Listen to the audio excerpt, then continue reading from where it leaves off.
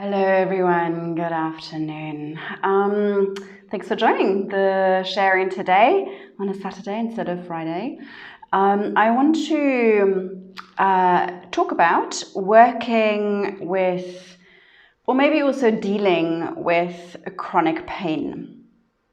So I don't know the statistics now to quote them, but there's so many statistics, and depending on where you are, but that show how many people suffer from chronic pain, and those numbers are really quite shocking.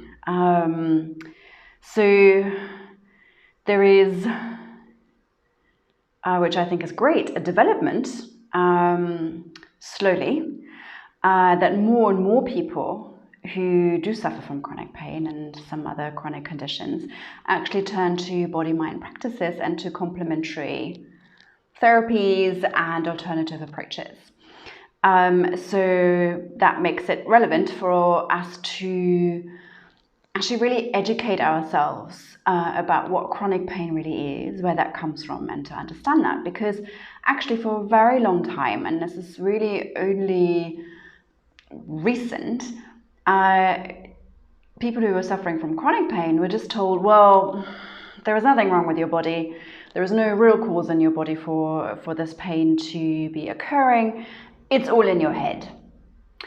And the thing is, that statement is actually true because it is a neurological issue, a kind of a slight error function in your brain, but it's certainly not something that you're just making up in your head anymore. So this really needs to change, and that means that us as yoga teachers, as well as body workers and therapists, need to really catch up on and keep up to date on all of the findings around chronic pain, which is ongoing, and there's still so much work and research being done into that area. So I wanted to talk about that high level briefly a little bit today, and maybe that is useful. Maybe there is some things that you're not quite aware of, or some thoughts on what is really why and how yoga and touch and bodywork can really make a difference and matter,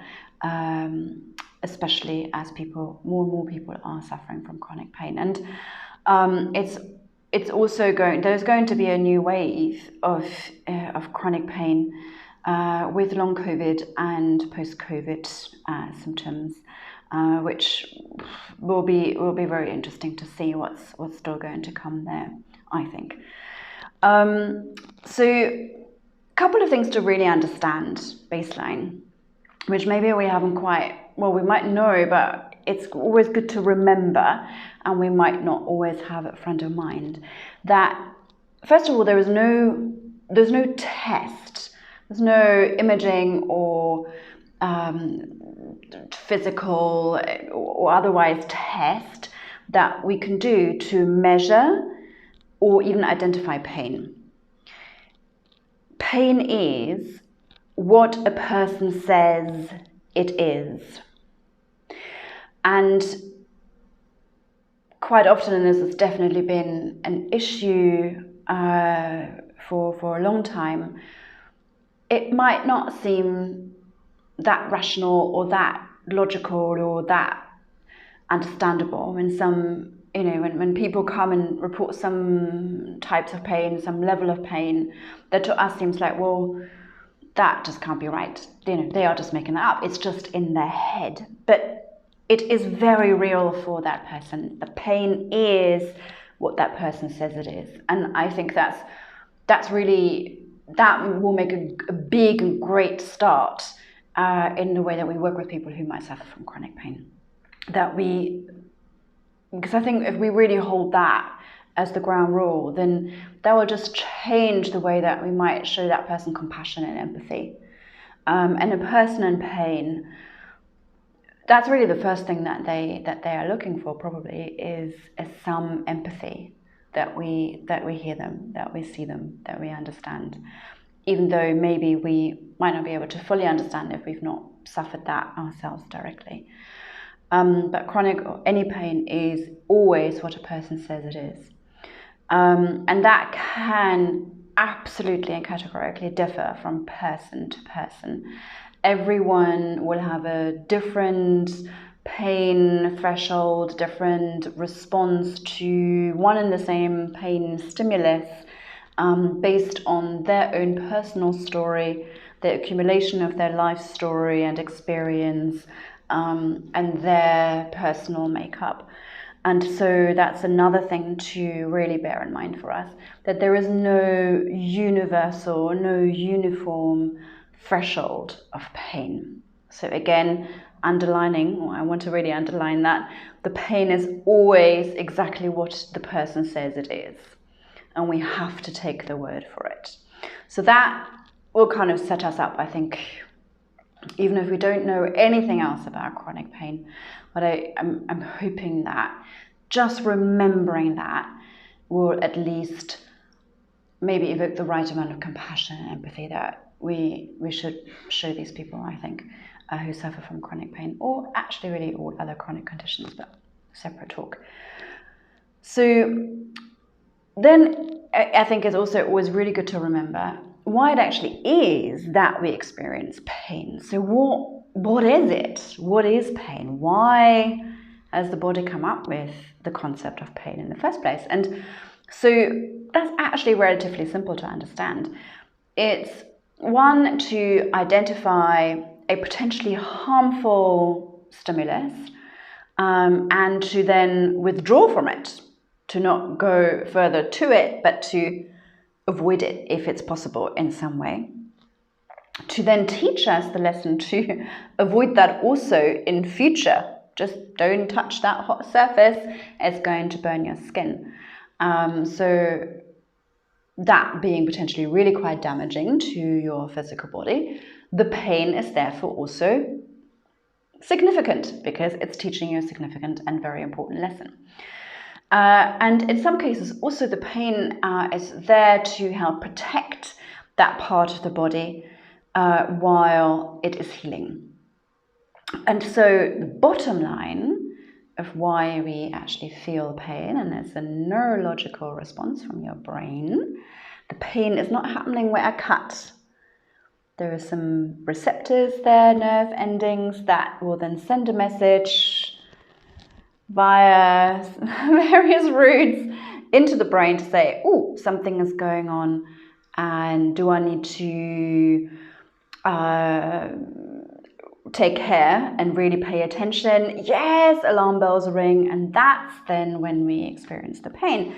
So bottom line, it is there for survival. It is there to help us survive. So that's, I think, really important to understand, because I think many people, and possibly your students and your clients, might not even have an idea as to why that pain is there in the first place. So then, as a next level, it is actually quite helpful to understand the levels of pain. And that is really where a lot of research is still being done, a lot of work is still being done to fully understand that. So up until relatively recently, actually, we were categorizing pain in two areas. And that was inflammatory pain. So that would be when there is an actual injury, like a fracture or a bruise or a burn or anything like that, or an illness possibly. And that's very typically acute. It's happening right there and then, and you experience the pain. And that could be coming from heat, from cold, from acidity, something mechanical. It could be a tissue injury, and inflammation somewhere in the body. So post-surgery, for example, injury I already mentioned, but also things like arthritis possibly, kind of mechanical pain like lower back pain that's coming from a herniated disc or something like that, etc. I think you get the idea. So that's a very clear category of pain, and that is also still very true. And that is because it's acute.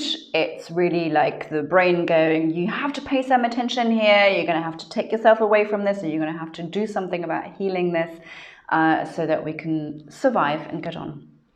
living our lives pain-free. And then there was neuropathic pain. And that's also, is still being understood as well, but that was also relatively clear.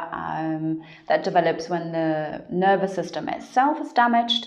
So that means the actual nerves being damaged in some kind of form. And that could be, a whole bunch of reasons as well, but it could be a viral infection that causes that, an actual injury from an accident, of course, as well. Neuralgia, neuropathic lower back pain, like sciatica, for example, that would be a classic example. Also, issues post a stroke, for example, or multiple sclerosis would also fall into this category, causing neuropathic pain. So those were, for a long time, the main two understandings of where pain would come from, what's causing the pain, and why we have pain. And more recently, we have a more understanding of a third way of looking at pain, and that is the category where chronic pain falls into, where people would go and see their doctors and lots of specialists and 20 experts and read a million books, and were just ultimately told, well, it's just in your head, you're making this up. There is nothing wrong in your body. But actually, there is something going on, because that pain is real. And we call this nociplastic pain. So what's happening here is that there is an altered nociceptive function. Nociception being the perception of pain, nociception. But something has been altered in that. You could almost look at it as some sort of error in the system, an error in the body's danger detection, an error in the pain processing ability in your brain. And that basically leads to a disturbance in your central pain processing. And conditions like IBS, chronic fatigue, fibromyalgia, those conditions that, again, were initially even difficult to have diagnosed, still are difficult to treat and to manage, but those are nociplastic conditions. And so what that means, nociplastic pain, in a way means that the central nervous system has, through this error that occurred, developed a hyper excitability. So people end up being hypersensitive to pressure or to even noise or other stimuli. So the pain threshold will look very different. And then over time, and through stories that people are being told and that they begin to tell themselves, that develops certain stories and certain patterns. And maybe some of you are yoga teachers, for example, you have had people come to your class and say, I'm not going to do child pose my knee. And so the knee pain has become, they've embodied that pain story around the knee, whatever the issue might be. And that has manifested so much in the kind of error writing in the processing system, that just the thought of bending their knee will already, for them, feel like pain. They will perceive that as pain before they've even done anything or moved. And again, that's very easy then to say, well, you're just making that up, it's just in your head, it's not real. The feeling of it is, but there isn't actually anything wrong in the knee. And so, well, if you think about that, it's a very simplistic example, but we just stay with that. If you think about that, that actually opens up a huge potential for us to address that pain. So bearing in mind that chronic pain is I'm going to simplify again, a form of dysregulation of the nervous system. And so actually it's very similar in so many ways with stress and anxiety and a trauma response in the body. How can we address this kind of pain, this chronic pain? And just as with trauma, I think education needs to start playing a much bigger role. And we as yoga teachers and body workers and therapists have a real opportunity to break things down a little bit, to explain to people why they might be experiencing pain, where it's coming from. And just as a trauma response is actually there in the first place to serve and help the body, purely biologically, for survival. It's not the body turning against you at all. And that is important to understand, because once we understand that, we go, okay, so maybe there is still hope to change that whole story, because maybe we can, maybe not completely, but to a degree, rewire that, rewrite that, reconnect, and maybe actually to a degree where we don't need to feel that pain anymore, depending on the conditions, etc. So education, as with all neurological imbalances, plenty of sleep and rest, and that is so much easier said than done, because we hardly ever have enough time for that in our modern lifestyle. This is a tough one, sleep and rest. So maybe we can really appreciate the deep, profound relaxation that we can offer through a Thai massage, but also the deep, profound relaxation that we could foster a lot more with a more restorative practice, a slower practice, a more nourishing and nurturing practice in yoga or any other body-mind practices. And at the same time, exercise is actually really positive for this type of pain and dealing with pain, actually for all pain. So in one way, it actually helps to improve neural pathways. So that's a really positive. We are able to strengthen tissues which have weakened, which might be the cause of the pain also, so strengthening tissues. We can counterbalance and improve some of the negative psychological factors that are a result of pain, but actually then also heighten the pain.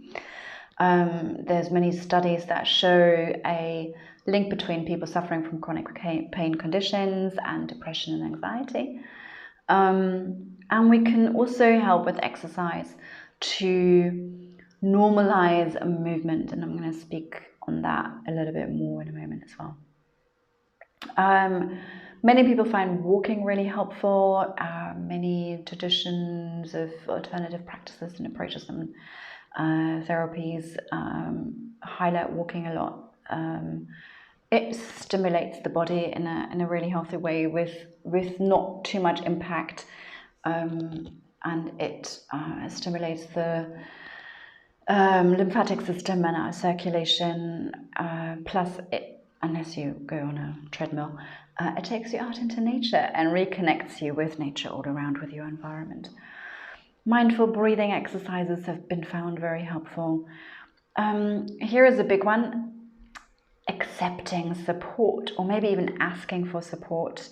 And so, that's for the individual, but for us to again really add that empathy and compassion into the way that we facilitate our work, so that people might find it easier to accept that support. So there is a way we can really look at our language and the way that we are facilitating our work in a much kinder, even kinder way.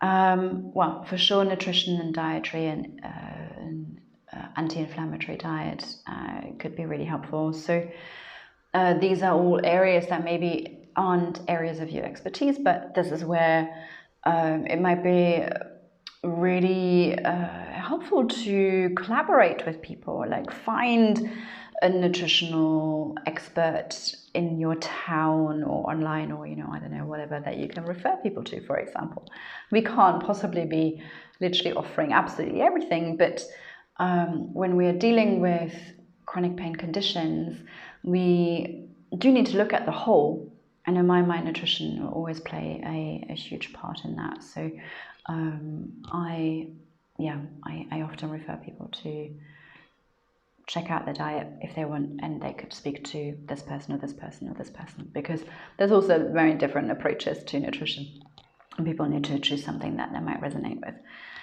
And even encouraging people to explore a little bit alternative approaches, because it could be that for them Reiki will resonate more, or acupuncture might resonate with them more, or there's all these different modalities, and from my experience, it really is about what clicks with you, what resonates, what's kind of meeting you where you're at, what is speaking more directly to your body.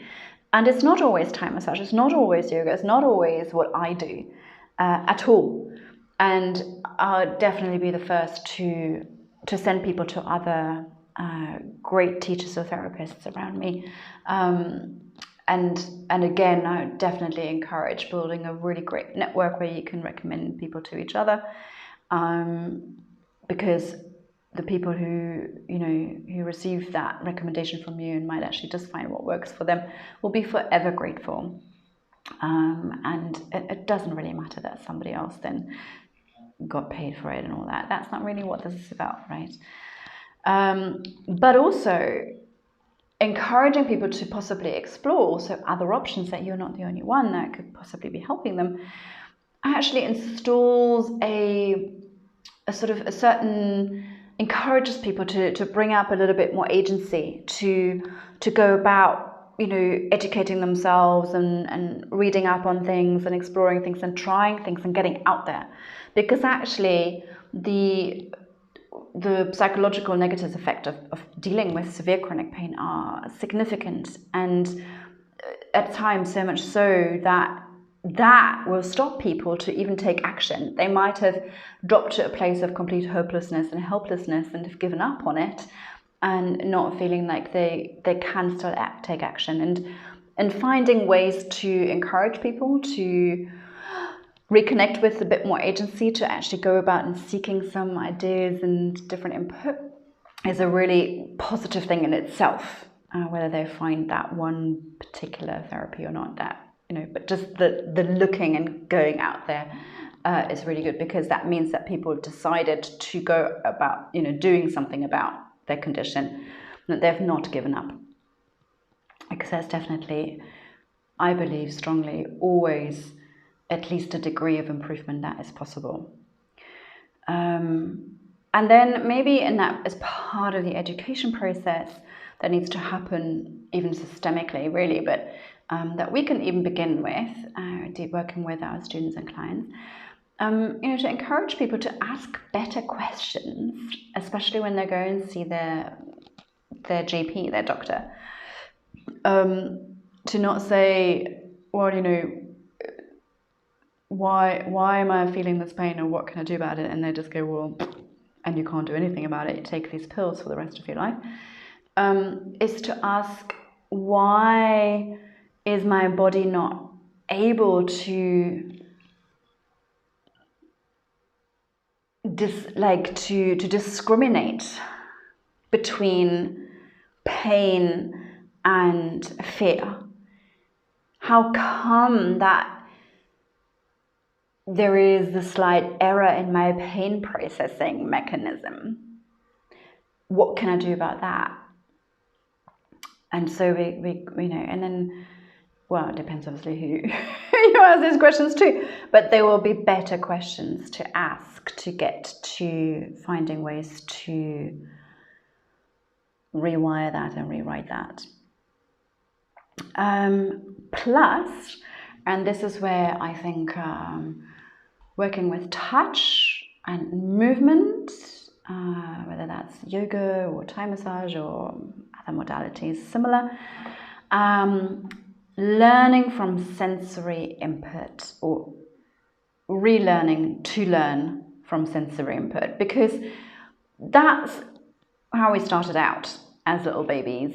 We learned everything, all coordination and movement, fine-tuning of, like finally getting that spoon into our mouth or whatever it was, from sensory input.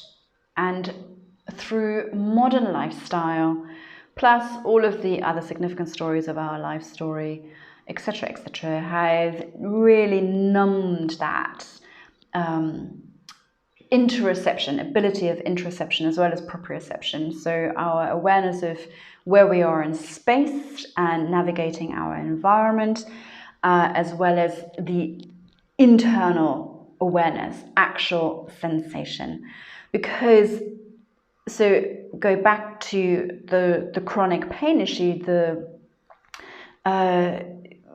there was an error in your pain processing system, right? So we have lost the ability to discriminate between pain and discomfort, or simple pressure, or between actual pain and what might be fear.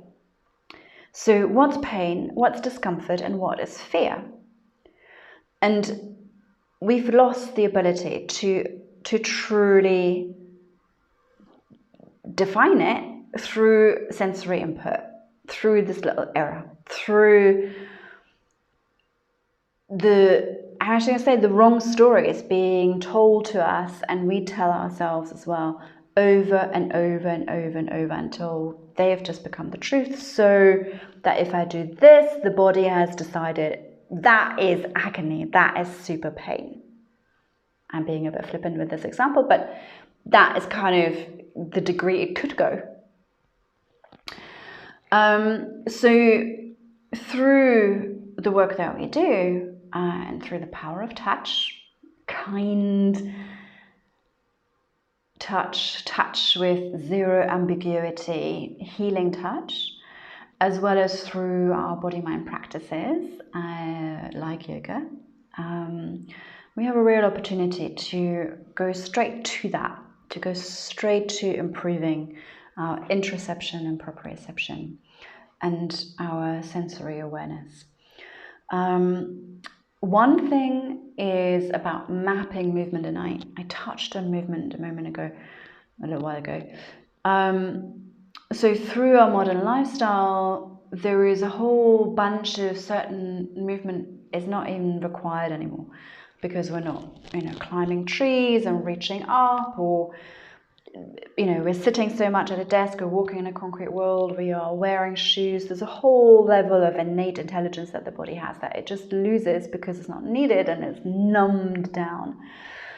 But that leads to you might say, a poor mapping of your innate and human natured range of movement on the brain.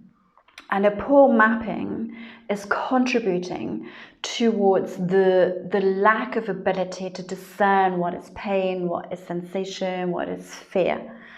And the poorer the mapping of your full movement is, the more likely chronic pain will also spread to all areas of the body, because we are not able to really fully connect. It's not mapped on the brain. We're not using it fully and properly anymore. It's so numbed down that it then becomes a much easier target for more pain story to jump to. And we need to really begin to change the narrative of what causes people to feel uncomfortable in the first place. And it's really quite extraordinary of the stories that we are being told over and over and not even on purpose necessarily, but that are really not very helpful. Yes, we do need to look at the story of our trauma in some form, but this is not really what I'm talking about. It's kind of like, this is a really basic, simple example, but you know, for example, when we have a little bit of joint pain because they're getting a bit older. I mean, you know, I start to feel it. But we have this saying, and obviously it doesn't translate in every language, but there'll be something like this in every language, I'm sure. But we call it a bit of wear and tear. Wear and tear. Well, yes, a bit of wear maybe, but no tear. There is nothing torn in my knees when I'm going a bit like, oh, you know.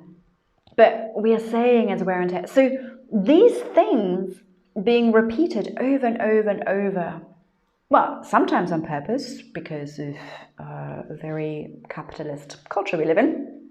But you know, also in a kind of quite a harmless way, because these sayings have been spreading, you know, over years, and we don't even think about it. Plus, you know, we believe what the doctor says, and the doctor says, well, you know, there's quite severe arthritis in your knees, you're going to live with pain for the rest of your life. And so that is what we believe, that is what we carry with us. I've had this, you know, it was always about my right side, because I've been told when I was young and I had quite severe scoliosis that at some point in my life I'd be dealing with quite a bit of pain, and I'm going to have to really take care for the rest of my life. And then as soon as a little bit of discomfort and pain started on my right side, it got blown completely out of proportion to the point where I was just embodying that story of, well, I have scoliosis and I'm now going to be in pain on the right side of my body for the rest of my life. And that was not healthy. And I might just add, this is now more like a good 10 years ago when that episode was occurring. I am absolutely fine, and I am not experiencing that pain at all on a day-to-day basis. In fact, it's, you know, only a few days per year where my right side goes a bit like, hello. And that's a very different story to, I'm going to be in pain now for the rest of my life. And, you know, when you start telling yourself that at the age of like 32, whatever I was, that's not very healthy. So this is what I mean by the stories, and what we're telling ourselves and what we're being told plays such a huge role in this. And we need to start changing those stories. And as body workers and yoga teachers, we can actually really make a difference on that if we understand this in the first place. Because maybe we also need to sometimes watch what we say to people, no? This is really important, because I think that not because people have bad intentions, but maybe because there's also a lack of education and understanding and knowledge in this area, that yoga teachers and therapists also sometimes say things that are not that helpful at all. And I do know this because I have people come to me and say, well, so-and-so told me that I need to da-da-da-da-da-da-da. What would you recommend I now do? I'm like, that's not very helpful. Why did they say that to you? Like, you know. Anyway, so let's start changing this, and let's really look at how we speak to our students and clients. This is really important. You know, one of the things to really bear in mind as to why this kind of error could be really taking hold in this kind of spiraling feedback constant loop, and really kind of embed in your whole body and system, is also to do with how you fit into your environment. And if someone struggles in the way that they really fit in their environment, this feedback loop gets fed, and the chronic pain takes hold. And so by fostering more interoception as well as proprioception, and yoga and touch have the power to do that, we can help people with that, with how they fit into their environment. And maybe that's something to check also for ourselves. We are beings of relation. This is really important to remember. So, our nervous system constantly assesses that situation and how we relate to others and to the world around us. And a healthy, balanced, and positive relation with others is really what we're longing for, and what we are kind of made to be in relation with the environment and people around us, as well as being in relation within. Nothing inside of us works in isolation at all. You can't take any part of our beautifully designed body out and it will kind of carry on, nor will the rest survive without it. We are beings of relation, and we are evolved to heal. You break a bone, that heals. You have a cut, that heals. You have an inflammation, you heal. So bearing all of that in mind, we have so much potential with the work that we do. Remapping, reconnecting, recommunicating, undoing,